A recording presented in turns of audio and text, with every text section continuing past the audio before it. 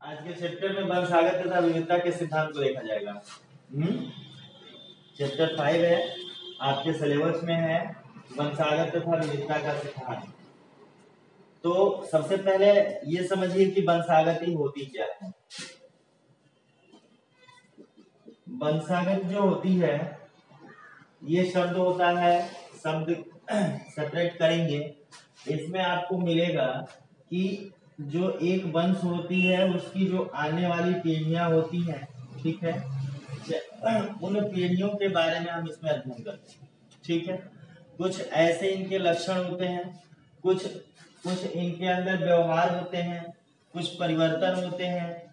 इन समस्त चीजों को एक पीढ़ी से दूसरे पीढ़ी में जाना किस स्तर पे जाता है, प्रभाव क्या पड़ता है, इन चीजों के बारे में जो है हम इसमें अध्ययन करते हैं। ठीक है, वंशागत तथा विविधता के सिद्धांत का जो चैप्टर है, ये चैप्टर जो है आपका बेस्ट है कि पीढ़ी के परिवर्तन में लक्षणों का जो परिवर्तन है, उन लक्षणों के परिवर्तन से नई पीढ़ी में किस प्रकार के विविधताएं पैदा होती हैं, नए जीवों में क्या क्या नए नए लक्षण आते हैं। जैसा कि आपको लैंगिक और अलैंगिक जनन में बताया था, हमने बताया था ना कि लैंगिक जनन में क्या होता है और अलैंगिक जनन में क्या होता है। अलैंगिक जनन में लक्षण जो है समान रूप से प्रवाहित होते रहते हैं एक पीढ़ी से दूसरे पीढ़ी में, जबकि लैंगिक जनन में जो है लक्षण बदलते रहते हैं। लैंगिक जनन के माध्यम से आपको जो है परिवर्तन मिलते हैं, लैंगिक जनन के माध्यम से नए जीवों का विकास होता है, ये सब बताए थे ना। तो ये तभी संभव है जब एक पीढ़ी दूसरे पीढ़ी के अंदर जो है कुछ परिवर्तन होते हैं, कुछ लक्षणों में, कुछ जीनोटाइप में, कुछ फिनोटाइप में परिवर्तन होते हैं। तो ये परिवर्तन ही जो है वंशागति का आधार बनते हैं। ठीक है, आनुवंशिकता शब्द यही होता है कि इसमें आनुवंशिकता शब्द का बार बार प्रयोग किया जाएगा। तो आनुवंशिकता शब्द भी यही होता है जो एक पीढ़ी से दूसरे पीढ़ी में लक्षण प्रवाहित होते हैं, आते जाते हैं। आनुवंशिकता के अंदर जो है हम उन्हीं लक्षणों को, आनुवंशिकता के अंदर हम उन्हीं लक्षणों को जो है देखते हैं, स्टडी करते हैं, पढ़ते हैं। ठीक है, इनमें कुछ पार्टिकुलर आपको शब्द मिलेंगे जिन शब्दों को आपको जानना जरूरी है। देखिए, जीन शब्द का प्रयोग हम बार बार इसमें करेंगे। जीन आपको पढ़ा चुके हैं, बताए हैं, जब वो पढ़ा रहे थे, चैप्टर आपका पढ़ा रहे थे जीवों में जनन, उसमें भी जीन शब्द का एक बार हमने चर्चा किया था आप लोगों को। जीन शब्द जो होता है यह आनुवंशिकता की इकाई होती है। आनुवंशिकता की इकाई होती है जिसमें जो लक्षणों को जो जीनोटाइप और फिनोटाइप लक्षण होते हैं, दृश्य रूप और जीन रूप, इन लक्षणों को जो है एक पीढ़ी से दूसरे पीढ़ी में ले जाने का काम जो है आनुवंशिक इकाई जो जीन होती है वो करती है। ठीक है, उसके बाद दूसरा शब्द इसमें आया है जीन शब्द को सर्वप्रथम, जीन शब्द का प्रयोग सर्वप्रथम जॉनसन ने किया था, ध्यान में रखेंगे। जॉनसन ने जीन शब्द का सर्वप्रथम प्रयोग किया था।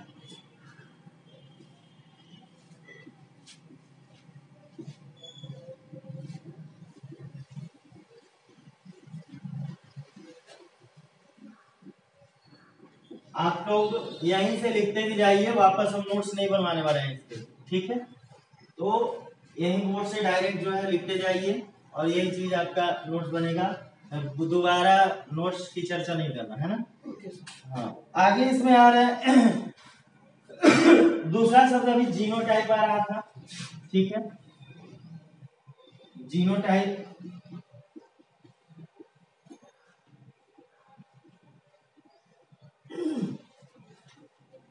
ये होता है लक्षण प्रारूप। लक्षण प्रारूप होता है जैसे कि इसमें किसी भी जीव का जो संगठन होता है, जैविक संगठन, यानी कि उनके शारीरिक रचनाओं के इधर, जैसे एक इसमें शब्द आता है फिनोटाइप करके, इसका इन दोनों में अंतर क्या होता है आपको जो है इसको अभी हम बता दे रहे हैं, समझ लीजिए इसको। जीनोटाइप जो होता है वो लक्षण प्रारूप होता है जो अदृश्य होता है। जैसे यदि हम इसको कह सकते हैं कि कुछ ऐसी कुछ ऐसी प्रक्रियाएं, संगठन, शारीरिक संगठन जो प्रत्यक्ष रूप से दिखाई नहीं देते हैं, ठीक है ना, तो वो लक्षण प्रारूप होते हैं। जबकि फिनोटाइप जो होते हैं ये दृश्य रूप होते हैं, जिसमें जीव के रंग, रूप, आकार, ठीक है, स्पष्ट रूप से पता चलते हैं।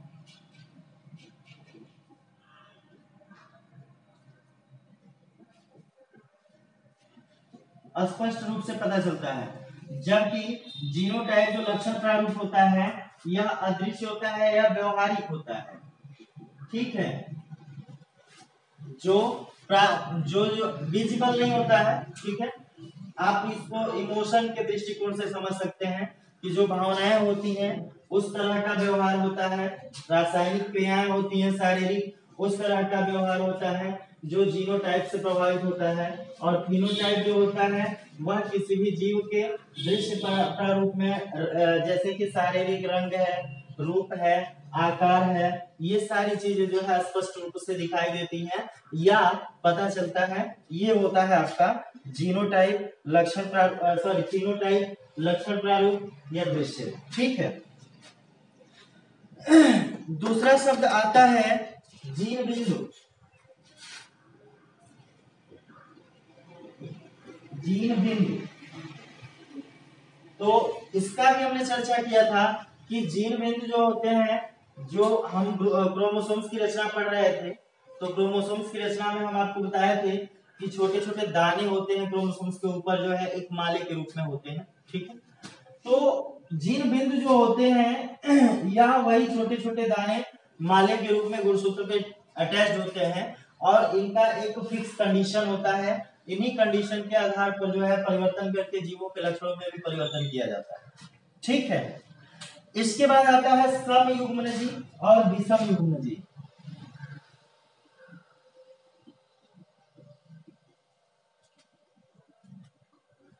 विषमयुग्मनजी अभी आता है,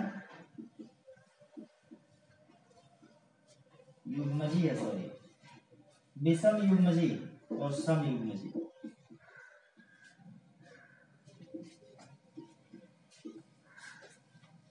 समयुग्मजी और विषमयुग्मजी।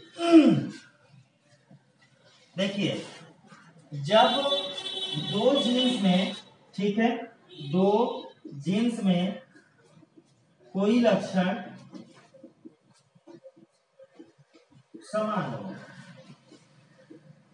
ठीक है, समयुग्मजी में होता है कि जब दो जीन्स जो होते हैं, दो जीन्स जो होते हैं समान प्रकार के होते हैं, समान लक्षण के होते हैं, ऐसे जीन जो है समयुग्मजी जीन जो है कहे जाते हैं, ठीक है। और विषमयुग्मजी में जो होता है, जब एक लक्षण के लिए दो जीन्स अलग अलग हो, ठीक है, एक लक्षण के लिए इसमें बता रहे हैं कि दो जीन अलग अलग असमान प्रकार के हों, ऐसे जो है विषमयुग्मजी जीन बोले जाते हैं। जैसे कि आपको अभी जब मेंडल सिद्धांत आपको बताया जाएगा तो उसमें जो है आपको ये चीज बताया जाएगा कि दो अलग अलग जीन्स, जैसे इसमें टी जीन्स होते हैं, ठीक है, टी यानी कि किसी पौधे या मटर के पौधे से चर्चा किए हैं कि मटर के पौधे में दोनों सेक्शन जो होते हैं वो टाल होते हैं, लंबे लंबे होते हैं, ठीक है। लेकिन विषमयुग्मजी में ये जो दोनों जीन्स होते हैं ये अलग अलग होते हैं, ठीक है, अलग अलग होते हैं। इनका निर्देशन जो है बड़े पी और स्मॉल टी से। समझ में आ रही बात? लक्षण शब्द, ये शब्दावली की हम चर्चा कर रहे हैं कि इस चैप्टर में ये सारी शब्दावलियों का प्रयोग होगा, ठीक है। तो चैप्टर हम शुरू करेंगे तो इन्हीं शब्दों का जो है बार बार प्रयोग किया जाएगा और आप जो जो है इन शब्दों का अर्थ मतलब समझिए, ताकि समझने में दिक्कत ना हो चैप्टर को। ठीक है, तो इसमें अगला शब्द आ रहा है लक्षण। ठीक है, लक्षण जो होता है किसी जीव के आकारिकी से संबंधित विशेषताएं होती है। ठीक है, कोई भी जीव की जो आकारिकी होती है, कोई भी जीव जिसकी कोई आकारिकी होती है, आकृति रचना से संबंधित जो विशेषताएं होती हैं, उन्हें ही लक्षण बोला जाता है। ठीक है, दूसरा शब्द आ रहा है युग्मक। युग्मक क्या होता है? तो युग्मक जो होता है एक परिपक्व जनन कोशिका होती है। ठीक है, एक परिपक्व जनन कोशिका होती है युग्मक, जो संलयन में भूमिका निभाती है, या ऐसे कह सकते हैं कि एक ऐसी परिपक्व जनन कोशिका जो संलयन हेतु प्रेषित की जाती है, यानी कि नर युग्मक और मादा युग्मक इन दोनों का ये दोनों जो जनन कोशिकाएं होती हैं, ये संलयित होती हैं, तब जाके निषेचन की प्रक्रिया कंप्लीट होती है। ठीक है, तो ये चीज जो है युग्मक एक ऐसी जनन कोशिका होती है, परिपक्व जनन कोशिका, जो संलयन हेतु प्रेषित की जाती है, संलयन की योग्य होती है। ठीक है, तो अगला शब्द आ रहा है संकरण। ठीक है, संकरण के बारे में बता रहे हैं कि किसी दो जीवों के मध्य वह क्रिया जिसमें युग्मक संलयन होता है। अभी आपने ऊपर पढ़ा युग्मक दो अलग अलग होते हैं, नर युग्मक और मादा युग्मक। ठीक है, तो इस संकरण की प्रोसेस में क्या होता है कि नर युग्मक और मादा युग्मक की वह क्रिया जिस क्रिया के अंतर्गत युग्मक संलयन होता है, यानी युग्मक एक दूसरे से मिलते हैं, एक दूसरे के संपर्क में आते हैं। ठीक है, वह प्रक्रिया जो है संकरण कही जाती है। संकरण में 3 स्टेटस बता रहे हैं। पहला बता रहे हैं एकल संकरण। ठीक है, एकल संकरण जिनमें सिर्फ एक लक्षण, कोई विशेष एक लक्षण को लिया जाता है और उन्हीं लक्षण के साथ संकरण करा के और जीवों के लक्षण में यानी कि फिनोटाइप में परिवर्तन किया जाता है। पीछे जो फिनोटाइप आपको बताया, फिनोटाइप में परिवर्तन किया जाता है। द्विसंकरण में क्या होता है कि 2 लक्षणों को लिया जाता है और इन 2 लक्षणों में परिवर्तन किया जाता है। ठीक है, जबकि व्युत्क्रम संक्रमण में बता रहे हैं, व्युत्क्रम संक्रमण क्या होता है कि एक लक्षण के बदले दूसरा लक्षण, यानी कि जनक से जनक कोशिकाएं जो होती हैं, उन जनक कोशिकाओं में एक लक्षण के बदले दूसरे लक्षण को लिया जाता है और दिया जाता है। ठीक है, व्युत्क्रम संक्रमण का मतलब सीधे सीधे समझ लीजिए कि लक्षणों की अदला बदली, एक जीव के लक्षण को निकाल के दूसरे में और दूसरे के लक्षण को पहले जीव में, ऐसा परिवर्तन व्युत्क्रम संक्रमण के अंतर्गत आता है। ठीक है, अगला शब्द आ रहा है संकर। संकर शब्द का प्रयोग बार बार किया जाएगा। ठीक है, हाइब्रिड भी इनको बोला जाता है। संकर वह विषम युग्मजी जीव जो 2 जैविक रूप से अलग अलग जनकों के मध्य संकरण से उत्पन्न होता है।